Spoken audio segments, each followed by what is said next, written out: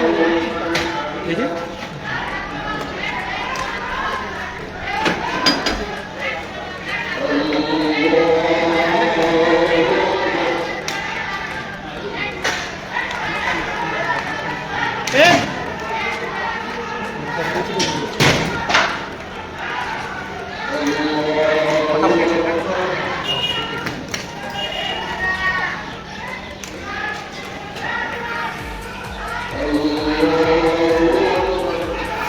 দর্শক, আমরা এই মুহূর্তে দেখছি ঢাকা আলিয়া কলেজ অর্থাৎ পুরান ঢাকা। সেখানে দেখছেন যে ছাত্রদল এবং ছাত্র শিবির দুপক্ষের মধ্যে কিন্তু সংঘর্ষ হচ্ছে এবং এই সংঘর্ষ এই মুহূর্তে সরাসরি চলমান রয়েছে। এর আগে দুধাপে তাদের মধ্যে মারামারি হয়েছে, একদিকে ছাত্রদল অন্যদিকে ছাত্র শিবির।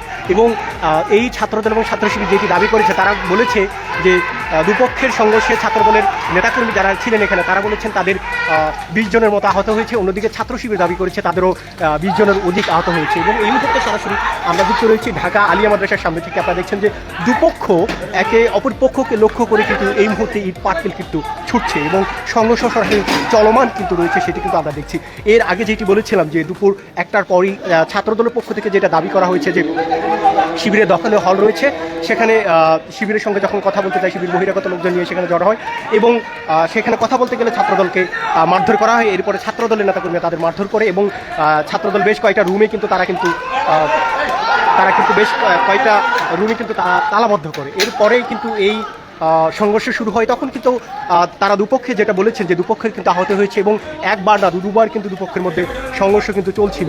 একটু আগে পরিস্থিতি শান্ত থাকলেও আমরা যেটি দেখছি যে এখন কিন্তু হঠাৎ কিন্তু আবার কিন্তু দুপক্ষের মধ্যে ইট পাটকেল নিক্ষেপ কিন্তু চলছে এবং দীর্ঘ সময়, এর আগে প্রায় 1.5 ঘন্টারও বেশি সময় ধরে আমরা দেখেছি যে এখানকার যান চলাচল কিন্তু বন্ধ ছিল এই দুপক্ষের সংঘর্ষের কারণে। এবং এখানকার পথচারী যারা রয়েছে তারা কিন্তু আতঙ্কগ্রস্ত হয়ে পড়েন, কারণ হঠাৎ দুপক্ষে কিন্তু পাল্টা আক্রমণ কিন্তু শুরু হয়ে যায়। এর আগে আমরা যেটি বলছি যে দুপক্ষের মারামারির পর দর্শক, আপনারা দেখতে পাচ্ছেন যে এই মুহূর্তে ঢাকা আলিয়া মাদ্রাসার সামনে আসলে দুই পক্ষের মধ্যে ধাওয়া পাল্টা দেওয়া চলছে। কিছুক্ষণ আগ পর্যন্ত আমরা দেখতে পাচ্ছি যে ছাত্রদল এবং ছাত্র শিবিরের মধ্যে সেই ইট পাটকেল নিক্ষেপ চলছিল।